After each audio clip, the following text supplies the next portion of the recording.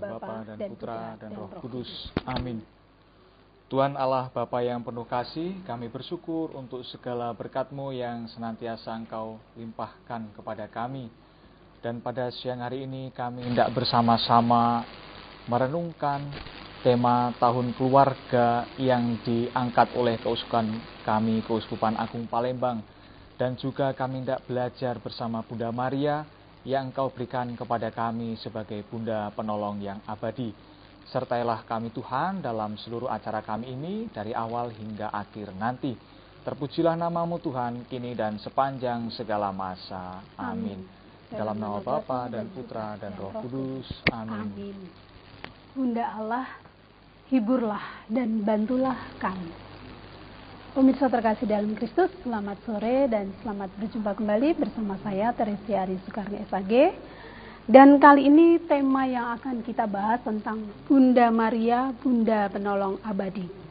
Dalam pembahasan mimbar agama Katolik kali ini, saya ditemani oleh Frater Andreas Suko Ariwasono SCY. Beliau adalah calon imam yang saat ini sedang menjalani masa orientasi atau pendidikan calon imam di Gereja Paroki Santo Gregorius Agung Kota Jambi. Selamat siang, Frater. Selamat siang. Apa kabar?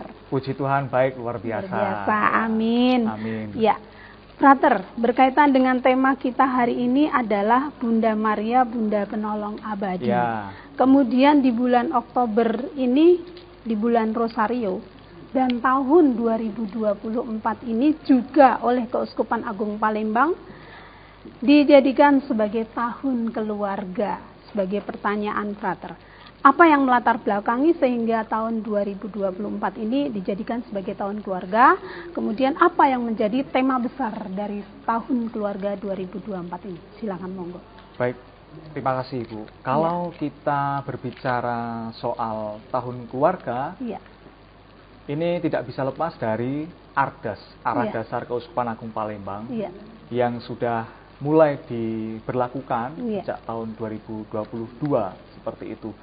Dan tahun 2024 ini merupakan tahun yang kedua, tahun Ardas yang kedua, dengan tema Keluarga Kristiani adalah Ecclesia Domestica, atau artinya Ecclesia Domestica itu gereja kecil. Ya, gereja kecil. Apa gitu. sama dengan gereja rumah tangga? Ya, sama juga Ibu ya. Maka bisa diartikan keluarga Kristiani sebagai gereja rumah tangga seperti itu. Lalu apa yang melatar belakangi? Bapak Uskup kita, Monsinyur Yohanes Harun Yuwono, dalam pembukaan tahun Ardas yang kedua ini mengeluarkan surat gembala, dan dalam surat gembala itu beliau mengajak kita umat Kristiani, umat Katolik, khususnya bagi mereka yang mendalami atau menanggapi panggilan Tuhan untuk hidup berkeluarga, untuk merenungkan kembali tanggung jawab dan panggilan luhur sebagai suami istri dalam ikatan kasih antara suami dan istri. Dan mereka itu sebetulnya memiliki suatu martabat yang mulia dalam sakramen perkawinan itu. Nah, yang patut digarisbawahi dalam surat itu juga adalah bahwa kesatuan suami istri di dalam hidup berkeluarga itu tujuannya bukan hanya untuk kebahagiaan masing-masing, tetapi kebahagiaan bersama, kesejahteraan antara suami dan istri itu. Ini adalah latar belakang. Ya, kalau kita melihat juga dengan perkembangan zaman yang ada, ini juga menjadi keprihatinan Bapak Paus bahwa dunia sekarang ini itu semakin diwarnai oleh egoisme itu sangat besar.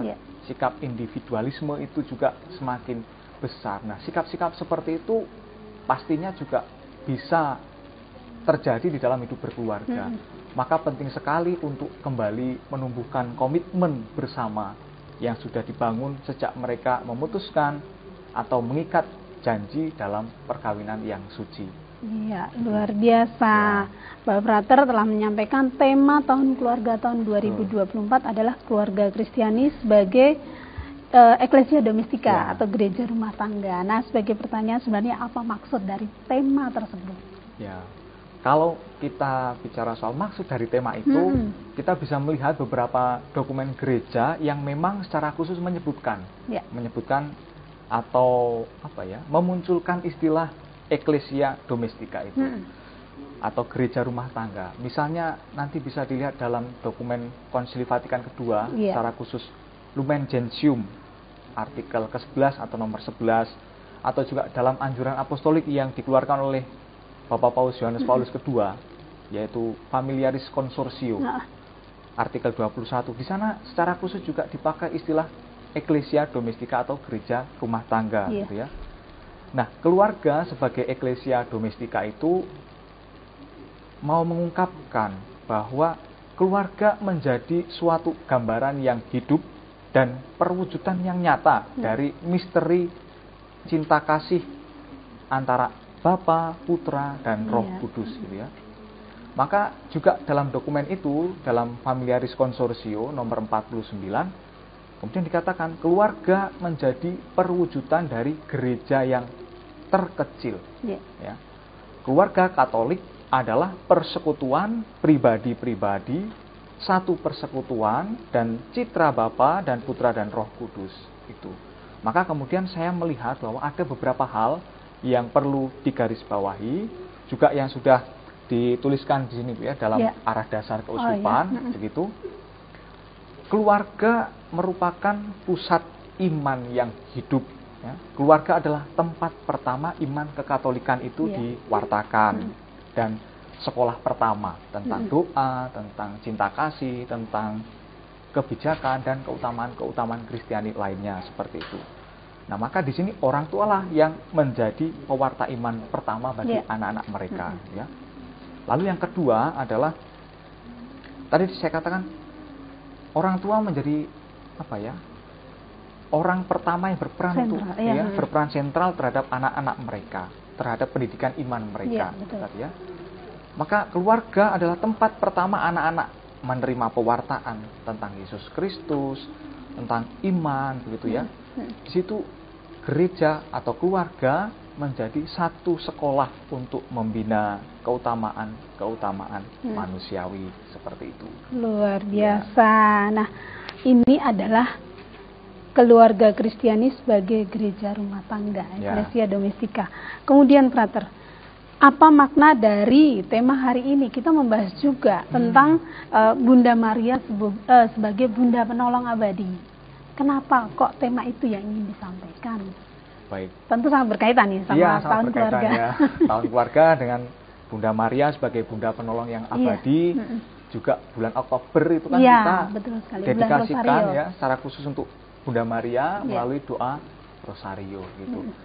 Nah, secara khusus kita membahas tema Bunda Maria, Bunda Penolong yang abadi. Tentu tema atau gelar ini kan semacam gelar yang disematkan kepada Bunda Maria, bahwa Bunda itu adalah Bunda Penolong yang abadi. Memang kalau kita melihat maknanya, ini berasal dari suatu pengalaman pribadi seseorang gitu ya. Kalau kita nanti searching di internet begitu, ada lukisan tentang Bunda Maria Penolong abadi gitu ya. Pasti nanti ketemu itu. Lukisannya itu kan Bunda Maria lalu menggendong Yesus kecil. Nah, itu merupakan hasil dari seorang seniman dari Eropa Timur begitu ya.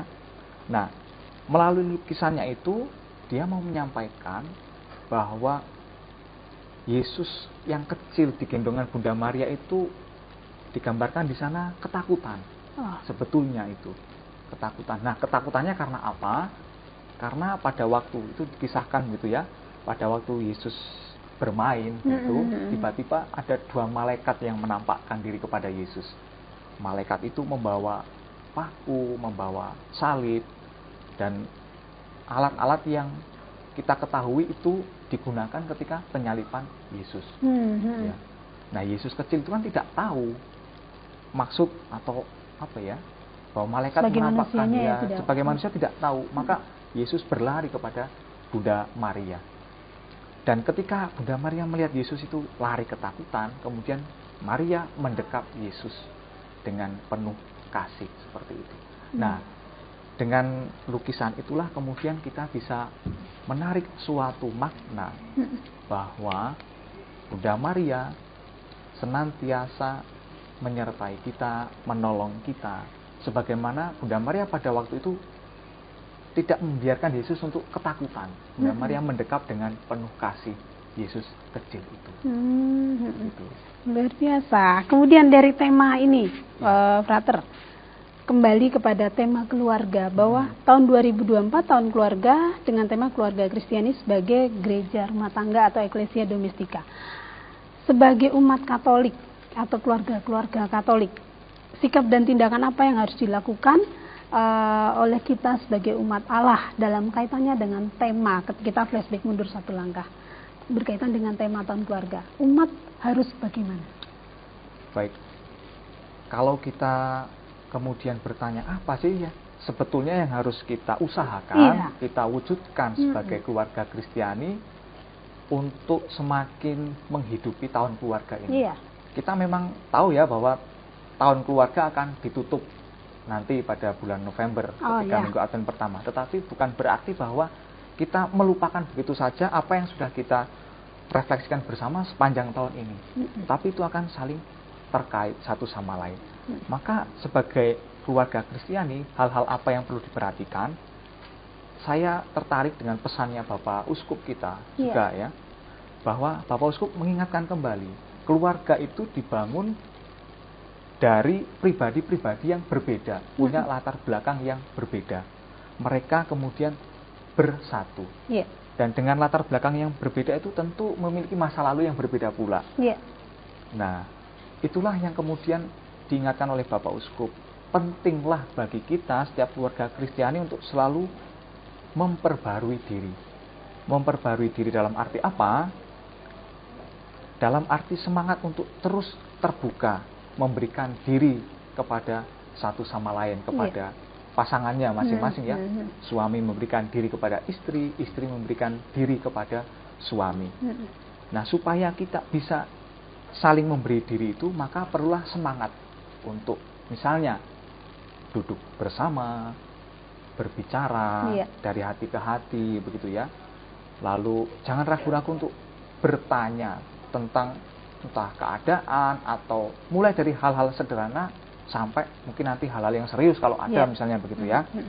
Nah, dan juga jangan lupa untuk berani membuat komitmen bersama gitu ya. Lalu Bapak Uskup juga mengingatkan hendaklah setiap pasangan itu siap sedia untuk melakukan dialog, melakukan apa ya, wawan hati begitulah istilahnya ya, wawan hati, berbagi perasaan, pandangan, dan juga mimpi, cita-cita. Kalau suami punya cita-cita apa ya disampaikan kepada istri, kalau istri punya cita-cita apa ya disampaikan kepada suami, begitu ya. Artinya ada semangat keterbukaan itu tadi yang penting. Ya. Baik, terima kasih Frater dan juga pemirsa terkasih dalam Kristus. Mari kita saksikan pariwara berikut ini.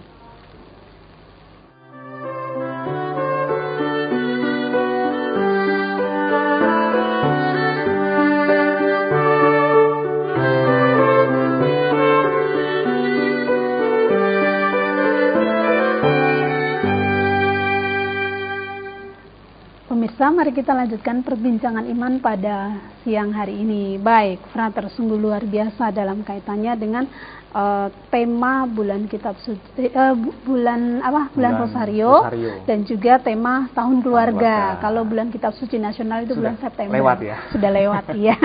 Dan kita sekarang kan sudah masuk di bulan Oktober ini adalah bulan Rosario, di mana semua gereja Katolik umatnya menghormati Bunda Maria, dan pembahasan tema hari ini adalah Bunda Maria, Bunda Penolong Abadi. Lalu letak keterkaitannya antara tahun keluarga dengan tema kita hari ini, yaitu Bunda Maria sebagai Bunda Penolong Abadi, itu di mana?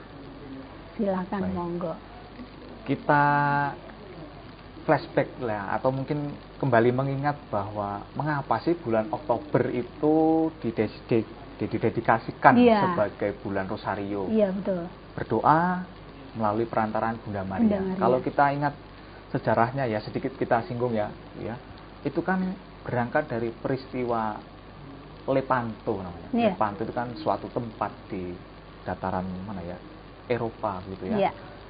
Pada waktu itu kan umat Kristiani sedang di bawah ancaman gitu. Ada perang di sana di mana kerajaan Ottoman pada waktu itu menyerang, melakukan ekspansi di wilayah-wilayah Eropa itu. Nah, pada waktu itulah Paus Pius kelima mengajak seluruh umat Kristiani, umat Katolik untuk bersama-sama menderaskan doa rosario.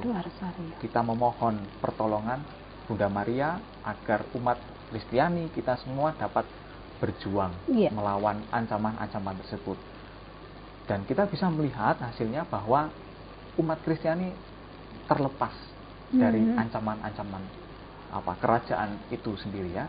Maka dari peristiwa itulah kemudian gereja melalui Bapak Paus mendedikasikan bulan Oktober itu sebagai bulan Rosario, di mana kita diajak untuk berdoa melalui perantaraan Bunda Maria. Nah, sebagai bunda yang menolong umatnya. Nah, jadi kita bisa sekaligus melihat ya kaitannya antara penolong abadi ya. Betul sekali. Tidak bisa lepas bahwa peran Bunda Maria sebagai penolong itu sudah ada sejak awal ya, sejak sejarah keselamatan itu. Nah, lalu apa kaitannya dengan tahun keluarga? Iya, betul sekali. Tahun keluarga. Kalau di awal tadi kita sudah bicara soal apa sih sebetulnya yang melatar belakangi tahun keluarga itu diadakan di keuskupan kita. Iya. Tadi ya, berbagai macam godaan-godaan individualisme, kemudian egoisme dan sebagainya, hedonisme itu bisa merongrong hidup keluarga. Nah, situasi itulah yang kemudian bisa menggoyahkan komitmen dalam hidup keluarga itu. Maka kaitannya adalah keluarga-keluarga Kristiani hendaknya selalu diundang untuk mohon bantuan dari Bunda Maria supaya senantiasa menyertai perjalanan mereka dalam hidup berkeluarga. Misalnya ketika mereka sedang menghadapi masalah, komitmen mereka tampaknya terjadi suatu kegoyahan, kegoncangan dan sebagainya, di sanalah keluarga Kristiani selalu diundang untuk mari datang kepada Yesus Kristus melalui perantaraan Bunda Maria. Begitu. Kita percaya juga bahwa Bunda Maria akan selalu menolong kita, menyertai kita. Ya. Baik, luar biasa. Kemudian apa yang menjadi landasan kitab sucinya, Frater? Dari kedua pembahasan tema hari ini berkaitan dengan tahun keluarga sekaligus sebagai Bunda Maria sebagai penolong abadi, Bunda penolong abadi.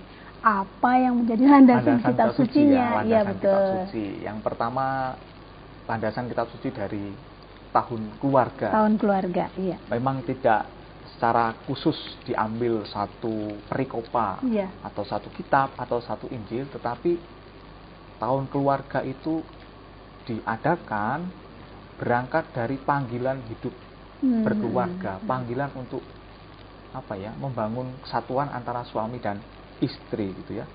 Kita bisa melihat panggilan untuk hidup dalam keluarga kan sudah ada sejak di kitab Kejadian gitu, sejak awal gitu ya. Dua pribadi itu disatukan ya. Ketika Allah menciptakan Adam dan Hawa. Disitulah ya. Mereka berdua, Adam dan Hawa itu kemudian dipanggil untuk menjadi satu seperti itu. Lalu dalam Injil juga ada, misalnya dalam Injil Matius, di mana waktu itu ketika Yesus berbicara soal perceraian, gitu ya, perceraian begitu. Jelas kita memegang teguh ajaran Yesus. Dikatakan apa yang sudah dipersatukan oleh Allah tidak dapat diceraikan oleh manusia.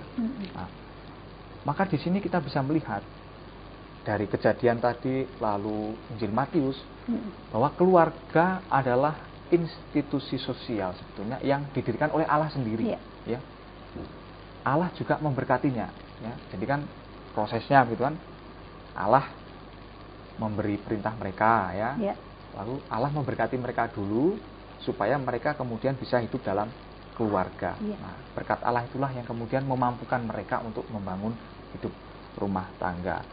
Lalu yang lain lagi adalah Allah juga bahkan meneguhkan kita, meneguhkan panggilan hidup keluarga dengan menghadirkan putranya, Yesus Kristus, menjadi bagian dari keluarga ya.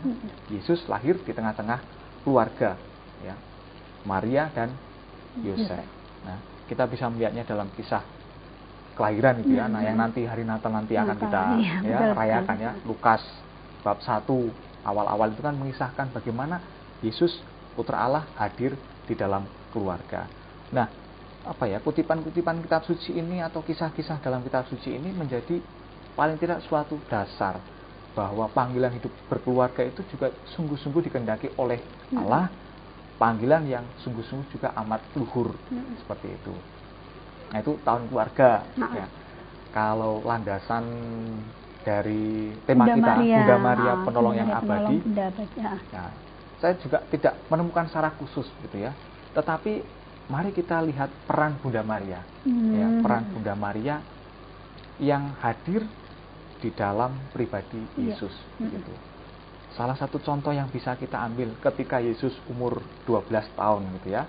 Yesus itu kan dipersembahkan ke bait Allah, ya. Yesus, Maria dan Yosef berangkat ke Yerusalem untuk berdoa. Lalu ketika tiba waktunya untuk mereka pulang, setelah di tengah-tengah perjalanan, Maria dan Yosef sadar bahwa Yesus kok tidak ada di sampingnya. Ya, iya, kan? Betul. Mereka kan panik ya, Maria, Yosef panik. Di mana Yesus kecil itu? Mereka balik lagi ke bait Allah.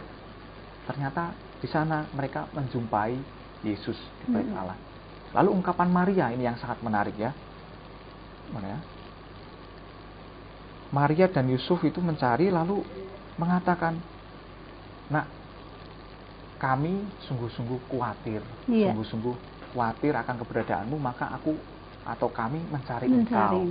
Nah, itu mau menunjukkan bahwa Maria selalu ada untuk Yesus. Nah, kehadiran Maria dalam diri Yesus juga berarti kan untuk kita juga, untuk kita juga. Itu. Bahkan Yesus sendiri yang menyerahkan Bunda Maria untuk kita dalam peristiwa di puncak Kalvari gitu ya. Lihatlah, inilah ibumu, inilah anakmu. Nah, itu Yesus menyerahkan Maria kepada kita. Itu. Lalu misalnya kisah yang kedua dalam perkawinan di Kana. Nah, itu kan. Betul. Maria di sana peka akan situasi keluarga yang sedang berpesta itu. Mereka kehabisan anggur ya, betul. Nah, lihat Maria hadir di sana dan mau membantu keluarga itu ya, dengan mengatakan pada Yesus, mereka kehabisan anggur, cobalah buat sesuatu. Nah, itu mau mengatakan, lihat Maria juga tahu akan situasi kita dan Maria hadir untuk menolong kita. Nah, itu. Jadi bayangkan kalau tidak Bunda Maria ikut ambil bagian terhadap keluarga yang sedang pesta, mungkin merasa malu ya kalau untuk anggur itu kan menjadi elemen yang penting pada waktu itu kan. Ya, luar biasa. Dan ada nanti ada kaitannya dengan pesan-pesan iman. Namun sebelumnya, Frater dan juga pemirsa terkasih dalam Kristus, mari kita saksikan pariwara berikut ini.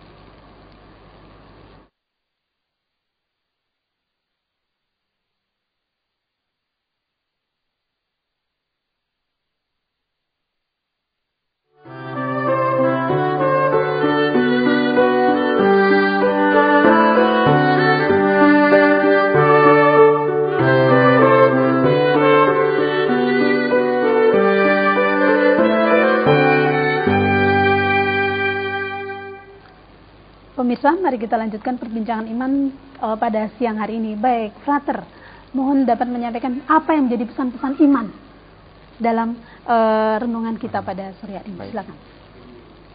Saya sungguh-sungguh berharap dan mengajak kita semua, keluarga-keluarga Kristiani, untuk selalu mohon doa, mohon penyertaan dan pertolongan dari Bunda Maria, Bunda yang senantiasa menolong kita. Agar apa? Agar kita semakin mampu untuk mewujudkan keluarga sebagai kesatuan pribadi-pribadi yang baik, diresapi oleh semangat cinta kasih, sukacita, keterbukaan, dialog, dan akhirnya juga boleh menjadi saksi, menjadi garam dan terang dunia di tengah-tengah masyarakat.